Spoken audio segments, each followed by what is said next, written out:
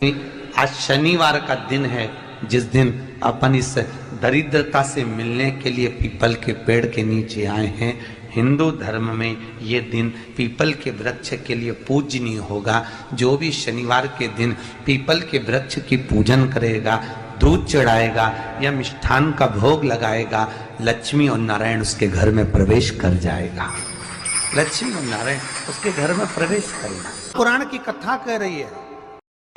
और मेरा बहुओं से निवेदन है, बेटियों से निवेदन है, माताओं से निवेदन है, मान लो आपको कोई ब्राह्मण देवता ने कहा कि आपके यहाँ पितृदोष है, आपको कह दिया कि पितृदोष है, तो आपको घबराना नहीं है कि महाराज जी मुझे क्या करना पड़ेगा। पितृदोष है, एक चावल का दाना घर में से लीजिए, हथेली पर रखिए, पानी का जो मटका होता है, हंडा होता है, पानी का जो मटका है, हंडा है, जहां पर रसोई घर में तुम पानी रखते हो, उस हंडे के पास में, मटके के पास में उस चावल के दाने को लेकर जाइए। अपने पितरों का स्मरण कर स्वधा स्वधा स्वधा स्वधा स्वधा 5 बार बोलकर शंकर भगवान के शिवलिंग पर, तुम्हारे घर में शिवलिंग हो तो घर में, और अगर मंदिर में शिवलिंग हो तो मंदिर में, उस चावल के दाने को चढ़ा दीजिए। कैसा भी पितृदोष होगा समाप्त।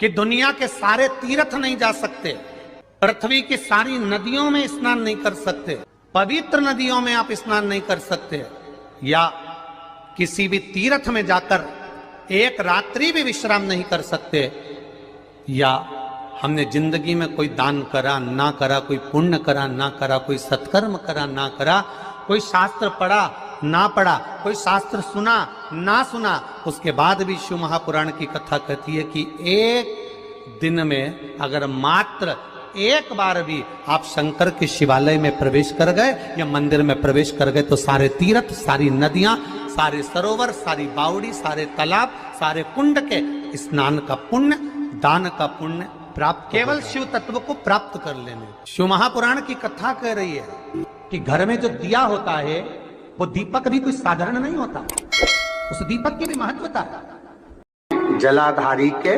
ठीक सामने राइट में गणेश, लेफ्ट में कार्तिकेय, बीच में अशोक सुंदरी। तो पहला चंदन बाबा के शिवलिंग पर, दूसरा गणेश जी पर चंदन की उंगली, तीसरा सदानंद कार्तिकेय पर चंदन की उंगली, चौथा अशोक सुंदरी पर चंदन की उंगली, पांचवा जलाधारी पर चंदन की उंगली, छठा जो शिवलिंग का जल बह रहा है इसके ठीक विपरीत की ओर चंदन की उंगली, और सातवां चंदन नंदी के मस्तक के ऊपर जो 2 सींग लगे रहते हैं उस पर चंदन की उंगली। ये कब लगाई जाती है? या तो अमावस्या। जलाधारी के उस दीपक का भी वर्णन है। एक बात बहुत अच्छे से सुनिएगा, शायद आपकी जिंदगी को सवार, शायद आपके जीवन को। मेरी जीजियों, मेरे जीजाओं, मेरी बेटियों, बेटाओं, कभी मौका लगे, शंकर भगवान के शिवलिंग के पास में आप बैठे हैं, यहां तक शास्त्र कहता है कि घर में अगर किसी को बहुत तेज बुखार आ गया है, बहुत तेज बुखार, और बच्चा उस बुखार में तप रहा है, बहुत तप रहा है, मारा, तुम जिस दिए में भगवान की आरती उतारते हो, जिस दिए से तुम भगवान की पूजन करते हो। और एक बात और अच्छे से ध्यान रखिएगा, आप ब्राह्मण को भोजन कराएं ना कराएं, आपने धूप छोड़ी ना छोड़ी वो पता नहीं, गाय को रोटी दी ना दी, स्वान को भोजन दिया ना दिया, कौवे को भोजन दिया ना दिया, चलेगा। पर अमावस्या के दिन पितृपक्ष समाप्त हो, उस दिन प्रदोष काल में, प्रदोष के समय पर, शाम के समय पर जाकर किसी भी नदी, तालाब, बावड़ी, कुआं, कहीं ना कहीं जो आपके पास में हो, वहां पर एक घी का दिया, बत्ती का मुंह दक्षिण की ओर कर अवश्य जला कर जाना, सारे पितृदोष समाप्त हो जाएगा। अगर बहुत रोग में ग्रसित हो ना, बहुत रोगीले हो गए ना, बहुत कोई बीमारी ज्यादा हो गई ना, तो स्थान शंकर के मंदिर के बना लो। तो जिसको हमको साफ करना है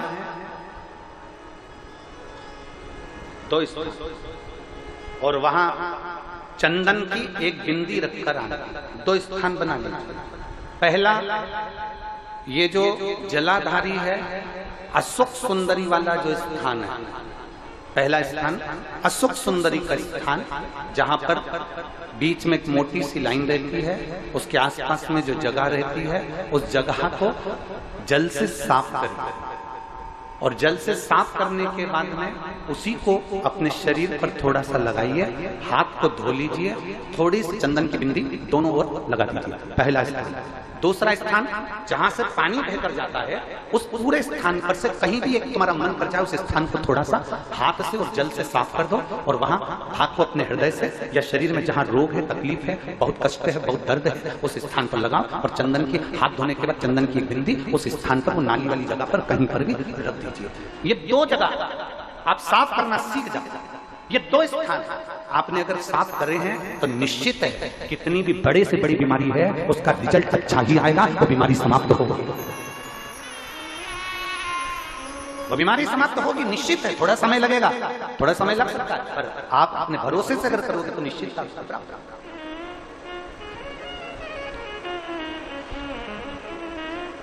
और एक नंदीश्वर शिव महापुराण से एक बात सीख कर जाइएगा।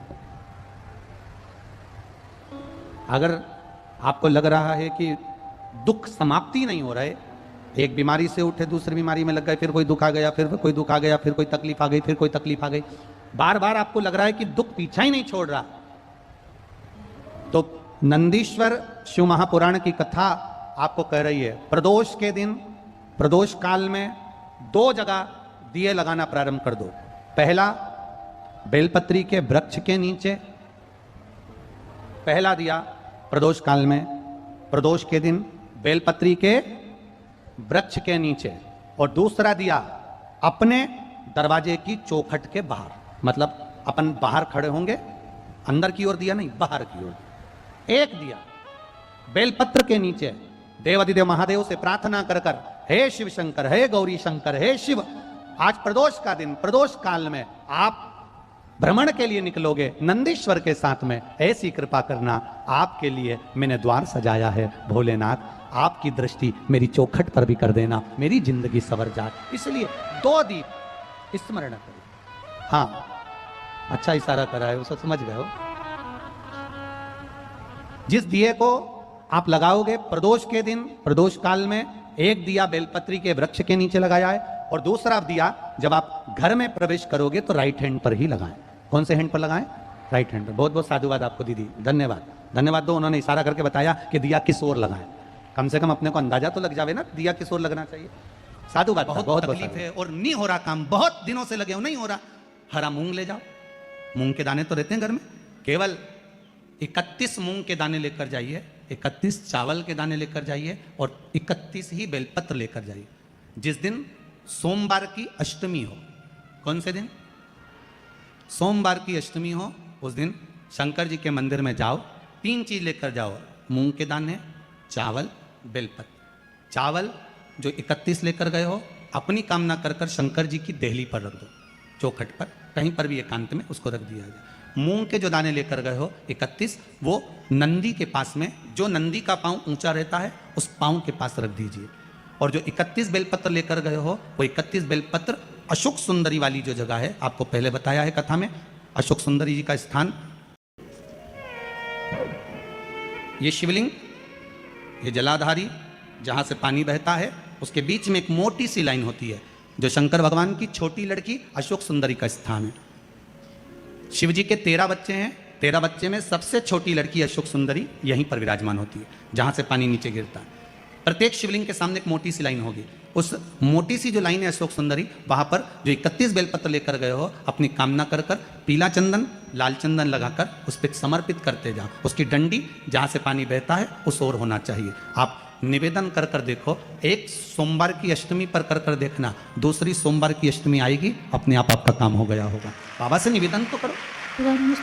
क्यों भटक रहे? को चैत्र अमावस्या के दिन शाम के समय प्रदोष काल में 6 बजे के बाद अगर इस उपाय को करते हैं तो आपके जीवन से रोग, कर्ज, बीमारियां, सभी तरह की परेशानियां दूर हो जाएंगी। पितृ प्रसन्न होंगे, पितृ आपको आशीर्वाद देंगे, आपके कार्य बनते चले जाएंगे। वीडियो पसंद आया है लाइक कीजिएगा, शेयर कीजिएगा, कमेंट बॉक्स में हर हर महादेव अवश्य लिखिएगा।